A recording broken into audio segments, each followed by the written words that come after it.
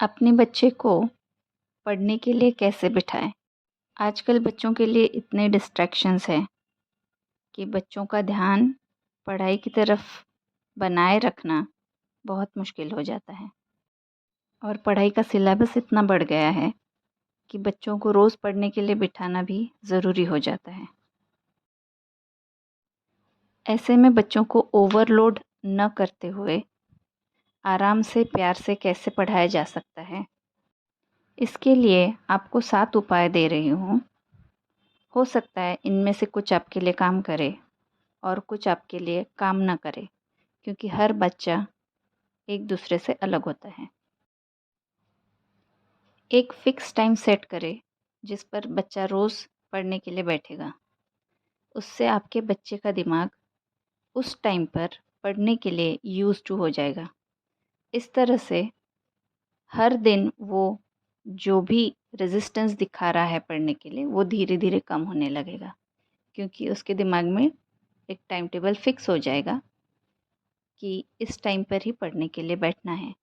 जिस तरह से रोज़ आप एक ही टाइम पर बच्चे को सुलाते हैं, तो उसी टाइम पर उसे नींद आने लगती है। उसी तरह रोज़ एक ही टाइम पर बच्चे को पढ़ने के लिए बिठाने से उसका मन कॉन्सन्ट्रेट करवाना मुश्किल नहीं जाता उसी टाइम। इसमें बहुत इम्पोर्टेंट है कि आप रूम में बच्चे के सामने रखे हुए सारे डिस्ट्रैक्शंस को हटाइए। वो डिस्ट्रैक्शन कुछ भी हो सकता है, जैसे कि टीवी, मोबाइल, उनके दोस्त, टॉयज़, कुछ भी हो सकता है जो बच्चे का ध्यान आकर्षित कर रहा है। क्योंकि बच्चा एक टाइम पर एक ही चीज़ पर ध्यान लगा सकता है। बच्चे क्या, बड़े भी।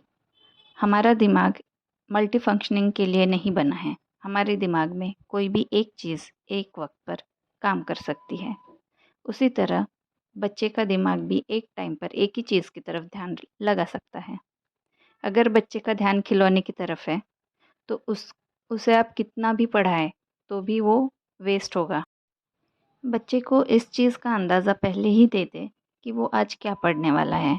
इंग्लिश में क्या पढ़ने वाला है, मैथ्स में क्या पढ़ने वाला है, ईवीएस में हिंदी में क्या पढ़ने वाला है, ताकि बच्चे का दिमाग उस तरह से एडजस्ट हो जाए, प्रिपेयर हो जाए कि ठीक है, आज हमको ये चीज़ें पढ़नी हैं। जब आप बच्चे को पढ़ने बिठाते हैं, तो एक दिन में 2 सब्जेक्ट्स लीजिए, ताकि बच्चे का मन लगा रहे और बोर ना हो।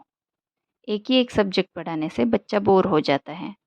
उसमें ब्रेक देने की तरह हम दूसरा सब्जेक्ट करवा सकते हैं और इस तरह सिलेबस भी पूरा हो जाता है।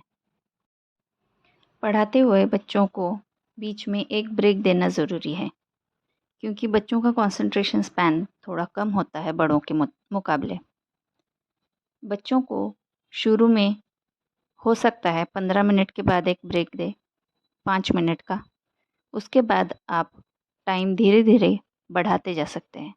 जैसे फिर बाद में 20 मिनट के बाद एक ब्रेक दें, फिर कुछ दिनों के बाद 25 मिनट के बाद एक ब्रेक दें, कुछ दिनों के बाद 30 मिनट के बाद एक 5 मिनट का ब्रेक दें। तो बच्चे को एकदम स्ट्रेस में डाले बिना धीरे-धीरे हम उसमें आदत डाल रहे हैं ज़्यादा देर बैठने की। और ब्रेक देना उतना ही ज़रूरी होता है जितना हम काम करने के बाद थक के आराम करना चाहते हैं।